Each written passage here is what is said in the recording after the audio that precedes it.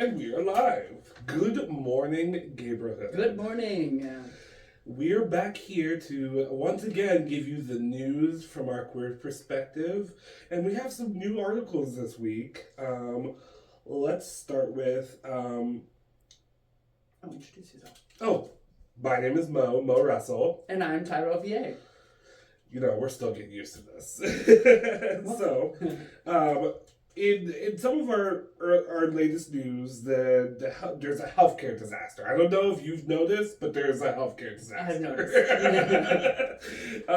But the healthcare disaster is actively and aggressively formed in a way to be against Black people and people of color. There's significant evidence. There's significant claims to actually doing it.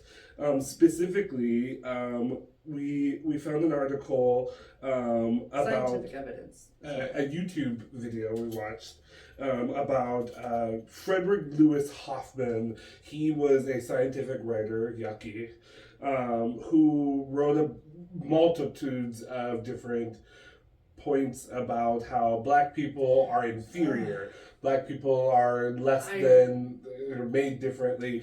A lot of colorful different ways of saying we didn't deserve healthcare.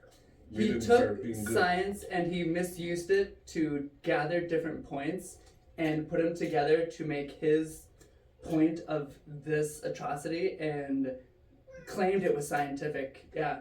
I mean, and we have so many retelling of the use of science in a horrific way.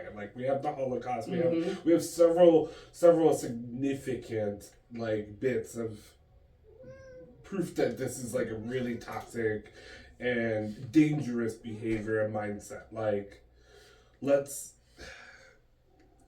Yeah. Because then people take it as science and just run with it, non-scientific people, and that's how we have KKK and... I mean, so many hate groups.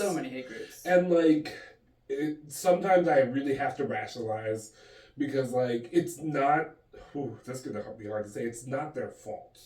It is their fault in a way, but it ultimately is not their fault. Generational. Yeah, it's generational, and it's a part of the culture.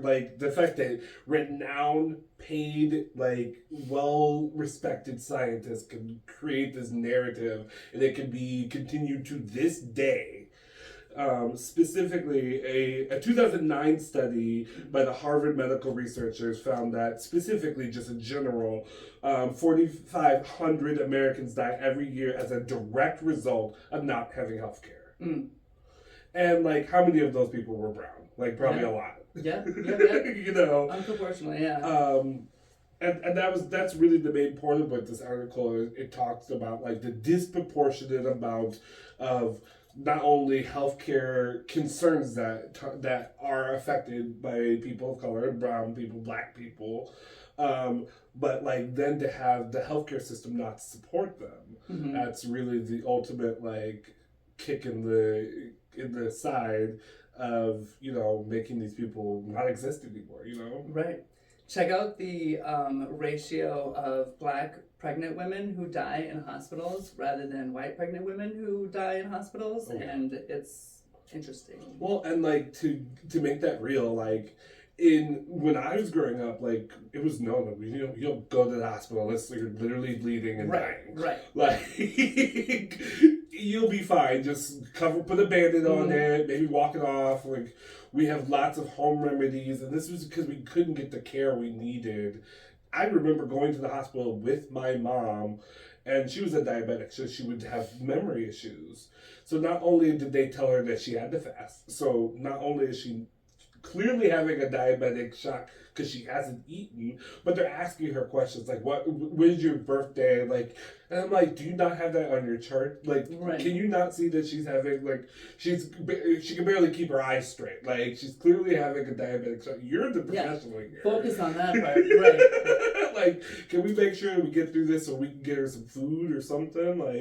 Well, we need her to be fasting. Okay, well, you need her to be alive too, don't you? And it was just very... Oh boy, it certainly shaped the amount of times that I went to the hospital.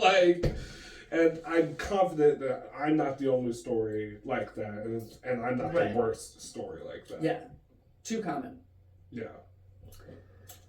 Oh, take another story. Yeah, absolutely. So also, another article we found on YouTube is that our favorite orange, Trump, has been calling gender-affirming care for minors child abuse. Yes. Because he knows what those words mean.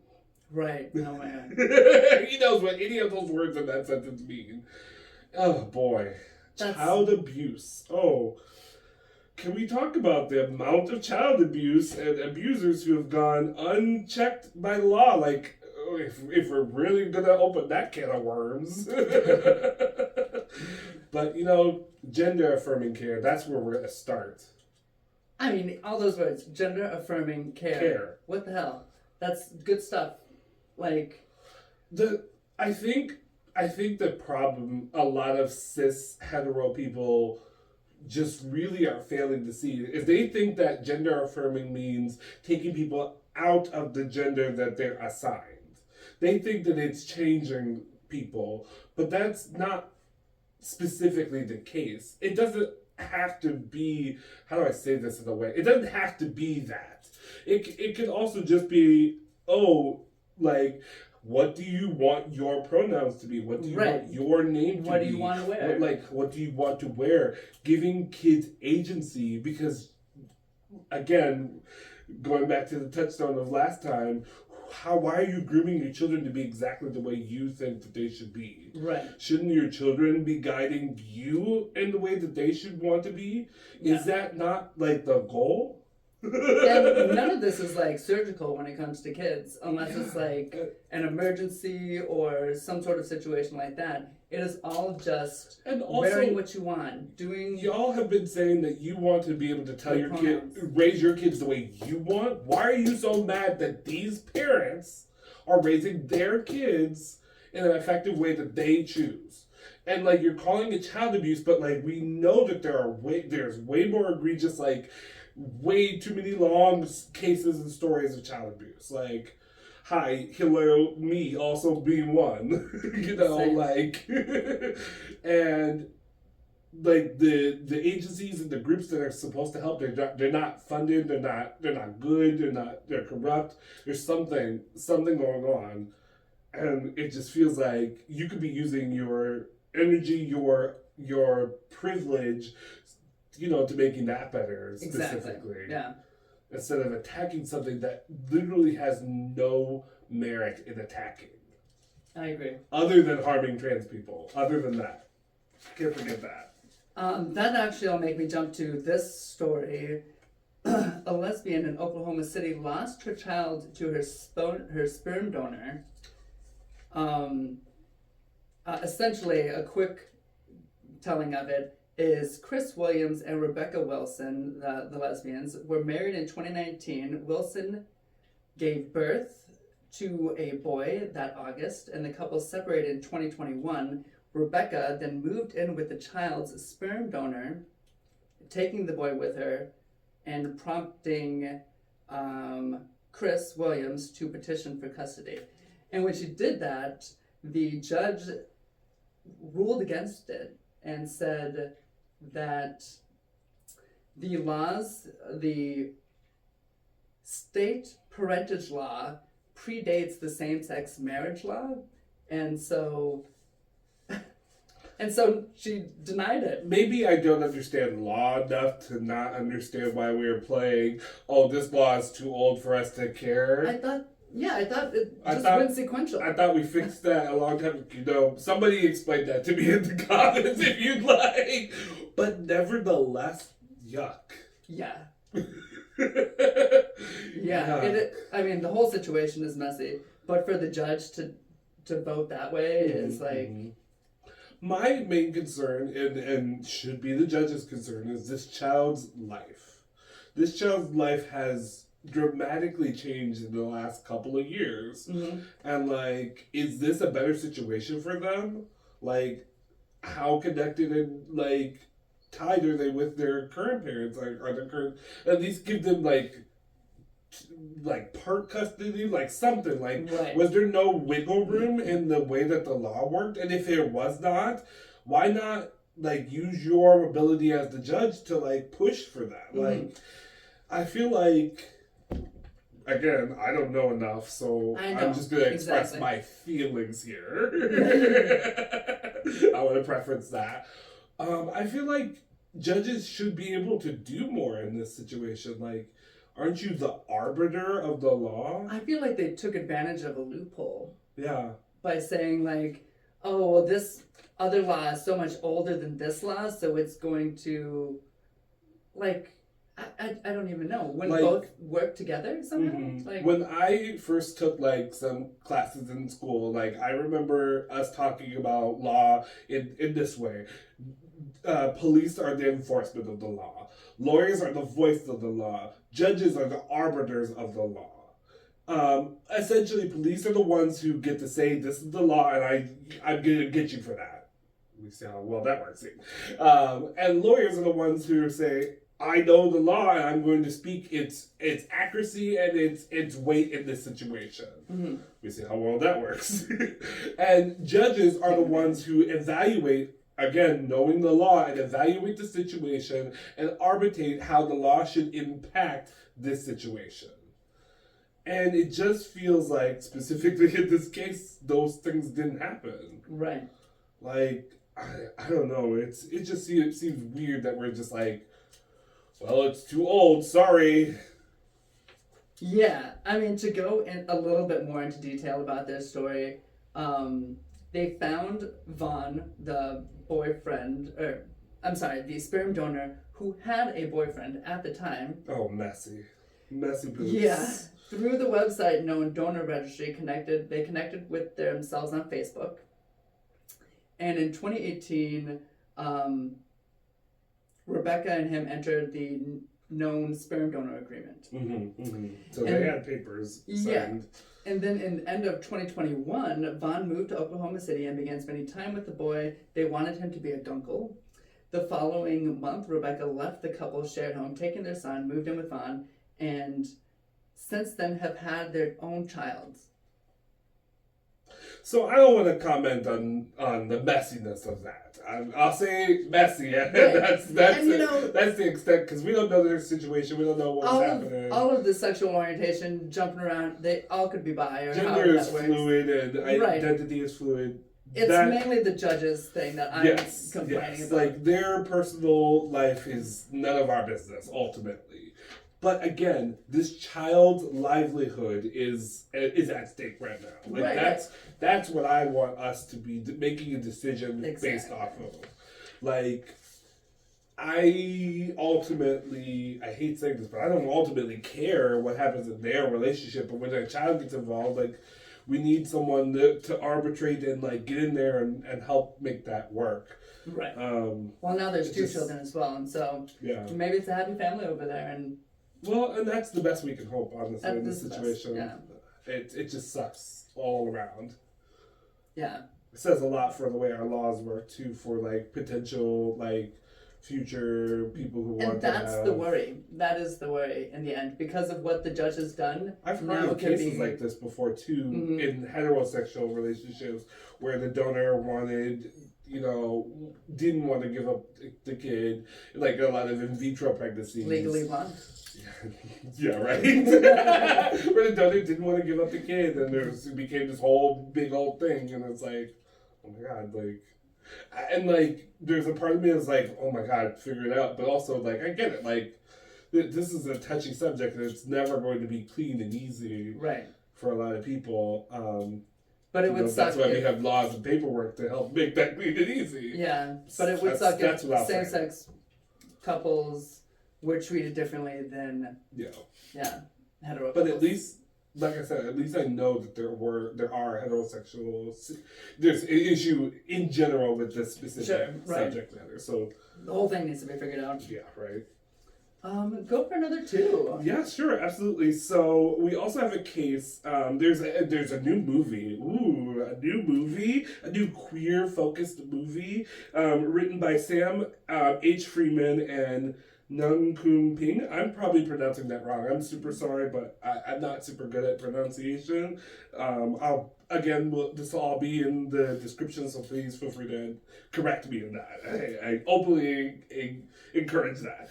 Nevertheless, their feature debuts and stars Nathan Stewart Jarrett as a drag queen who seeks to exact a unique kind of revenge on his attacker. It's like a thriller. It's a queer-focused thriller, which doesn't happen very often. It's actually a very small genre for us.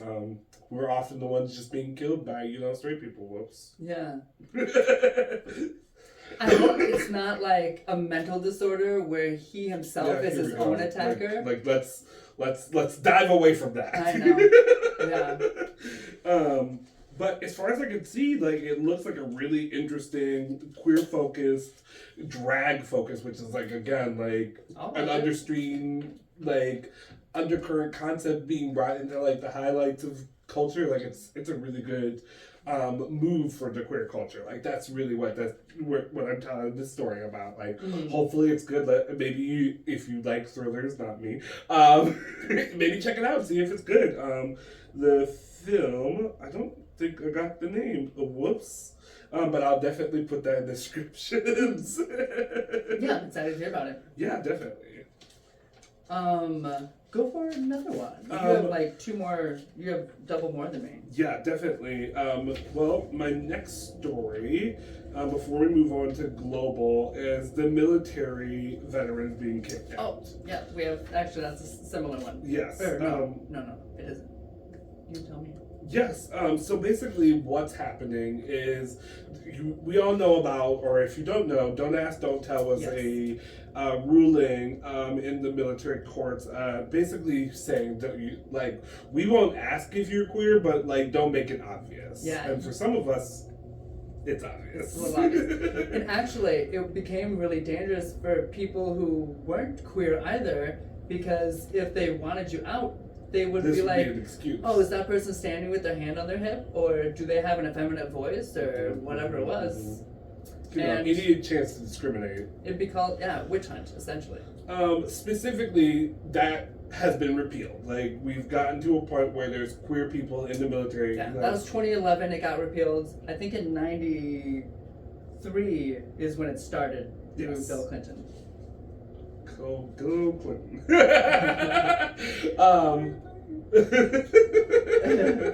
But essentially what's happening now is that some veterans who were kicked out under this policy are not getting military benefits. Right. Because they were not honorably discharged. They were, kicked out. Yeah. They're seeking to at least get honorable discharge so that they can achieve some sort of benefits that they, probably signed up for. Yeah. Probably agreed to. It's about 14,000 people that were veterans, and they're denied access to. Most military veterans receive VA loans, college tuition assistance, health care, and the option to get federal jobs. And that's all denied. And let's talk about how minimum any of that stuff already is for veterans. So to be outright denied is just again, a lot of these people probably joined just to achieve those things. Right. And not to be corrected since 2011? That's ridiculous. Yeah. Well. So this story came out on the 16th of February, and the day after that, the White House did make a talk about it. They said that they will reevaluate and assess how the Department of Defense rectifies the less than honorable discharges. And then they went on to say that they have conducted several outreach campaigns to inform veterans that have believed that they suffered an error of this to seek corrections, essentially by themselves. There's programs and papers that you can do, but Blumenthal, the U.S. Senator, said that the burden is totally, for now, on the veterans who may be completely uninformed about what their rights are to even fix that. So. Yeah. I just find it a little suspicious that 2 days after, suddenly the White House has something to say about something that's clearly been happening for a long time. 12 years, at least, yeah. And all they had to say is that they'll assess. Yeah, they'll assess. You know what's happening. There's no way you don't know what's happening. It's going to be swept under the rug. Also, the military has the most amount of money in our budget. Like, they have so much money, so they could just, instead of assessing, here's some money. Right. Here, whatever, fix it. There's plenty of money in the budget. Maybe make less Tomahawk 97s or whatever the frack they were called that didn't even work. Yeah.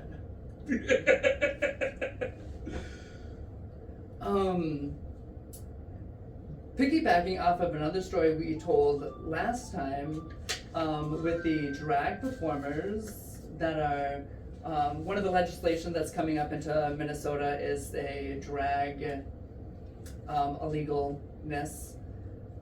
Restricting the age of drag shows, essentially. Yeah, and performers performing in public. Mm-hmm. And this is becoming a concern mainly for, what states here?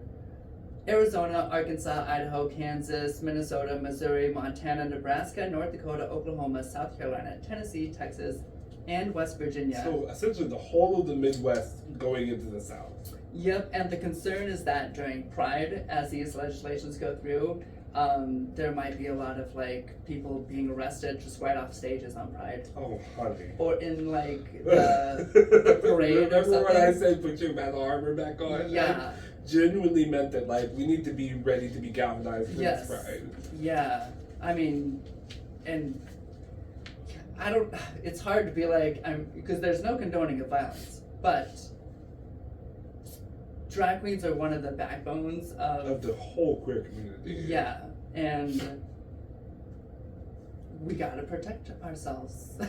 I'll just leave it at that. We gotta protect ourselves. I'll be there at Pride, ready to defend myself and my siblings. Goodness, what the hell? Oh boy. What do you have? Well, I have some more global news if we want to move into the global section of the video. Okay, so moving into our more global news, we talked about last week or last episode about how scientists in Minnesota are gathering, queer scientists, queer-focused scientists are gathering. But something really special is going to be happening here soon. Well, not here, but as a part of the Sydney World Pride, the Royal Botanic Garden is playing host to an evening of 500 queer scientists to promote the profession as a forward-thinking, viable career path. So this is not only doing something for these queer people, giving them a platform of voice, but it's for the future of queer people in general. Like it's so important to, make science feel approachable, accessible. Mm-hmm. But more than that, it's really important that queer people have a voice and that young queer people see queer people doing the thing, Right. It's really important. Representation matters. Yes, and that's exactly like the first story we had, or the first and second story we had with the science being used against Black people to hurt them in the medical field. This is why it's important to have Black scientists and queer scientists who are checking on those scientists' work. Be like, hold up! Whoa! And you're right there, Mr. Johnson. Right, and reestablishing the truth, because when we're not part of the system, then the system can just say whatever they want about you and put you in whatever box. Ultimately, yeah. So we gotta put ourselves out there. We gotta, like I said last time, risk ourselves a little bit so that we can be seen and heard. Because they're not gonna just give us the opportunity to be seen and heard. We have to take it a little bit. Mm-hmm. More global news, and again, kind of referencing a little bit of, we have a lot of callbacks to last episode. That's how news works. But in Japan, the Prime Minister is working again to better queer lives. He has established a woman, I didn't get the names, I should be getting names, I'm so sorry. he has placed a woman in a position to lead the queer rights agenda. Specifically, I don't know if you know, but do you know what the G7 is? I do not. The G7 is essentially the seven, I guess I would say, the most powerful nations in the land. They are essentially, it's like an intergovernment political forum. They've met several times now. Canada, France, Germany, Italy, Japan, United Kingdoms, and United States. Okay. Funny how a couple of places are left out of that. I'm sure that they were invited, but they didn't want to come. Nevertheless, this is important because not only is the G7's agenda to give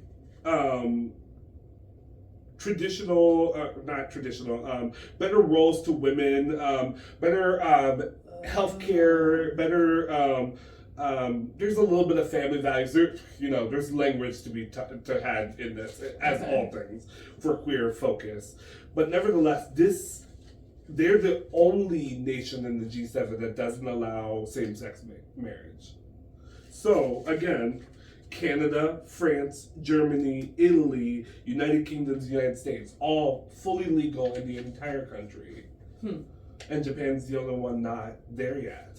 So it would be really nice to have us be able to help them get there. And they're moving, yeah. This is clear. In the right direction.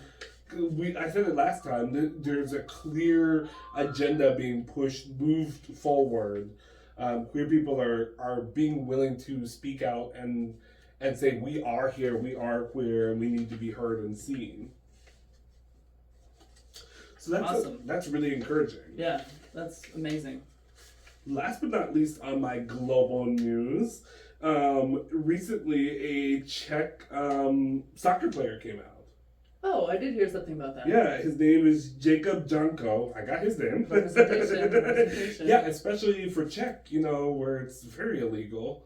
I think it's illegal there. Yeah, I think it's really important for us to have representation in every single space, everywhere that we can go. And football is like football is one of the biggest sports on the planet. Yeah, genuinely the most popular sport. We're the only ones over here on football. Right. So this last story I have is kind of a weirder one because it's mainly just a conversation piece. It's not really any type of story. That's what we're here for. Yeah, this is from Fox News, so already, reader beware. But they wanted to know what's behind this explosive growth in the LGBTQ youth numbers. And what they had to say is kind of offensive, so be prepared for that.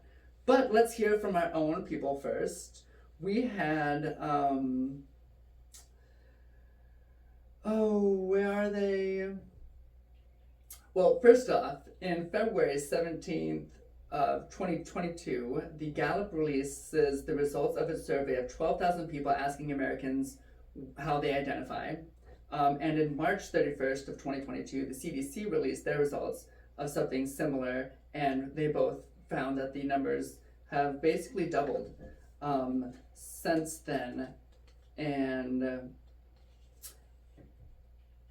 many in this is what our community says. Many in the LGBTQ plus community believe that increased general acceptance and more welcoming public is the reason why. That makes sense to me. Yeah. And I would also add on to that. Yeah. I'd also add on to that on the expanse of the spectrum and more labels that people can relate to. We talked about this last episode. The idea that we have words to fit the feelings. We have we are in a queer explosion because people are seeing young queer people living their full lives, and they're like, whoa, why have I been repressed all this time? Right. This 20-year-old could live their whole life, why can't I? And, that's what's happening. Sorry about it? Well, Pastor Jesse Alvarez of Valley Life Community Church, his concern is that our children in the schools are being taught in regards of this transgenderism, it's a fun word, the LGBTQA agenda. There's that agenda again. And so today we're hosting, I don't know what day this was, he's hosting a Crisis in Our Classrooms conference. Not a crisis in the classroom. Not a whole conference. Oh, like 2-3 hours of this white man probably talking. Former gay. Okay. Good night, everyone. Oh, what boy. the hell? I know. Oh, so honey. he's part of this group, and Frank Rodriguez is the executive director of this group called Gays Against Groomers. And this Gays Against Groomers is composed of gay, lesbian, bisexuals, and transgender people, and they're basically saying that they don't hate themselves, but they think that the representation of them, I'm talking for myself, they think that the representation of themselves is somehow grooming these children. So it's fascinating because they do go on to say that it is not just an LGBTQ issue, like any hetero sexual content in front of young children is like their issue. However, it's like that movie with that Disney movie that came out, Strange World or whatever, where it's like this boy had a crush on another boy. That to them would be a grooming. But yet you have Cinderella, Little Mermaid, all this other shit. I'm over here trying to survive is my point, because my point is wild right now in my brain. So, right. They're upset that we live in a society, essentially. Yeah. That we're humans and that we absorb our truth of our existence. That's what they're genuinely upset about. Yeah. Like, because that's what they're describing. They're describing being in a group of people, absorbing their likeness, their mannerisms, their behaviors, their language. Mm-hmm. Like, that's just what being in a society is. Yeah. They're upset about like flags and classrooms. How dare queer people try to claim using any pronouns. Of that? How dare we? Who do we think we are? What the hell? Asking for like any type of respect. It's it's mind blowing, actually. It is, because like literally that's just how culture works. Like I guess these LGBT against groomers has a point in what they're saying, but again, like that's just the way the point is like whole world works. Not on the bullseye. Everything works. It's how we learn. Is by proxy, like how we understand, like we as humans absorb and learn in a way where this is how it's just. Yeah. How would you like the children to be raised in a sterile, like white room? Like what kind of Hunger Games children are you trying to raise? Because it's just like I don't understand. Like, what are you expecting? What is the initiative from all of this? Children who are raised without any exterior influence? I really do think it's and how is it even feasible? I don't know. Let the robots raise them? Let the TV do it? I mean, it's already been done. You gotta make sure it's on the right channel. What's the right channel? How is any of it not grooming in some way, shape, or form? If we're just using this generalized term to just describe how children are literally being raised. Like, if you're a teacher... How do you even teach them language? You can't, like, move your hands too much.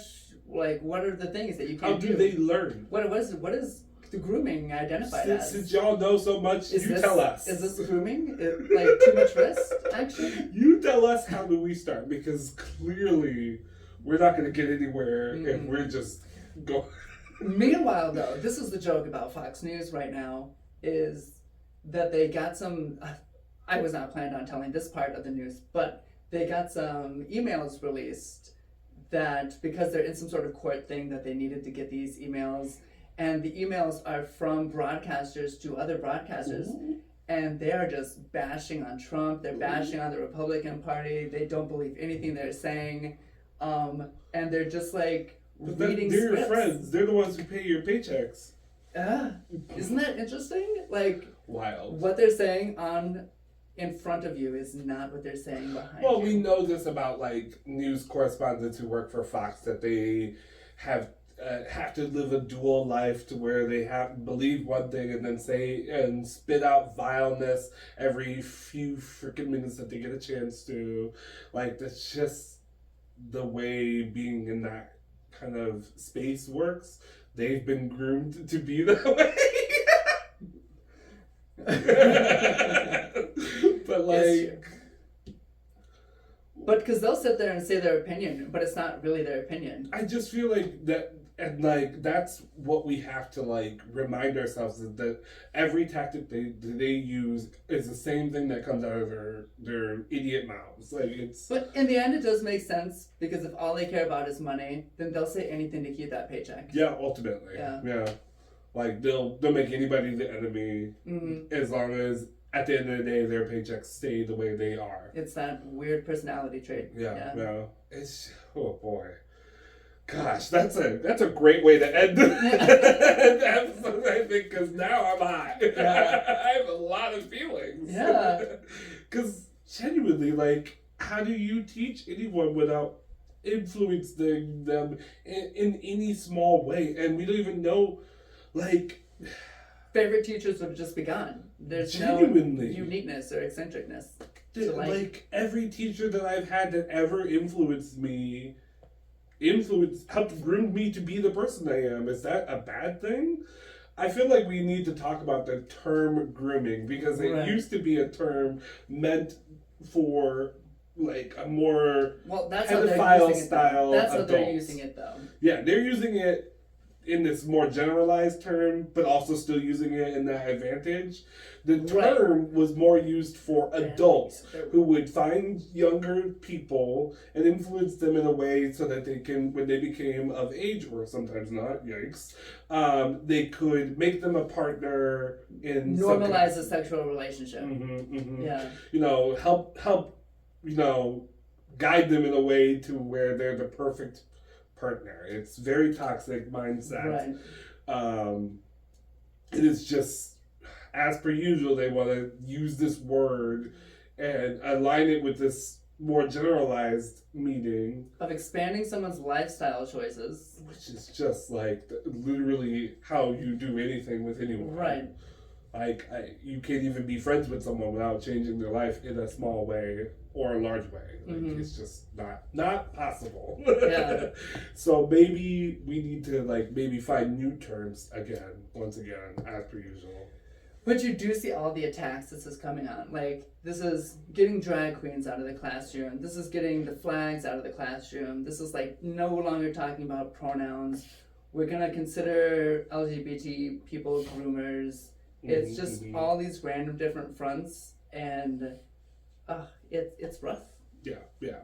It's just getting, and again, the one more thing to bring us back to the last episode where we talked about the 7 mountains. Like, education is one of the most important spaces, because they genuinely are the future. The more of them that think in this conservative mindset that the normal way is this way and everything else is abnormal, the less we have to find new expressions. Like, we gotta break ourselves of what is normal, because nothing is normal.